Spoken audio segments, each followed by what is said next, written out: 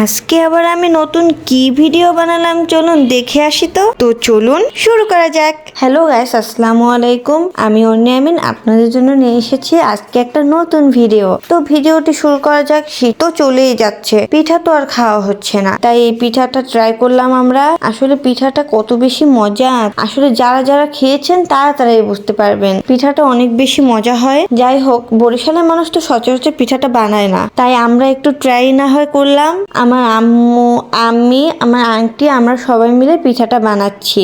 এখন যে পিঠাটা বানাচ্ছি এটার নাম নাকি নিম পাতা পিঠা। দেখেন তো নিম পাতার মতো হচ্ছে কিনা। চিরুনি দিয়ে নাকি আবার পিঠাও বানানো যায়। যাই হোক, প্রথম দেখলাম চিরুনি দিয়ে যে পিঠাটা বানানো হচ্ছে এটা হচ্ছে ঝিনুক পিঠা। যাই হোক, আপনারা আবার ভাববেন না যেন এটা দিয়ে আমরা চুল আশ্রাই। এটা হচ্ছে নিউ চিরুনি, শুধুমাত্র পিঠা বানানোর জন্য। আসলে অনেকভাবে তো ডিজাইন করা যায়, বাট আমাদের মাথায় যতটুকু ডিজাইন এসেছে তা আমরা ততটুকুই করার চেষ্টা করেছি। তো ভিডিওটি ভালো লেগে থাকলে দেখতে থাকুন।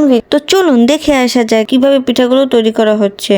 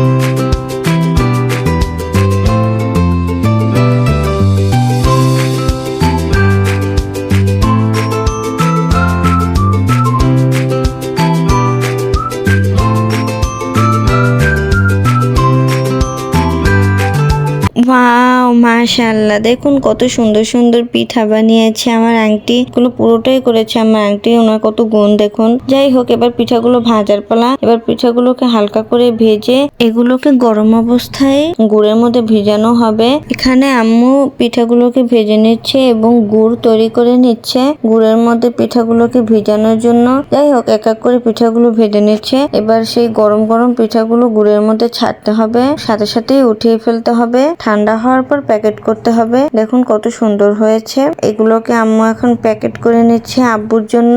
2-1 পিস আমরা খেয়েছি, বাকিগুলো আব্বুর জন্য প্যাকেট করে নিচ্ছে, ভালো মতো কস্টিপ করে নিচ্ছে। এবার এগুলো আব্বুর কাছে চলে যাবে। যাই হোক, আজকের ভিডিওটা এখানেই শেষ করছি। আমার ভিডিওটি ভালো লেগে থাকলে একটা লাইক দিয়ে দিবেন।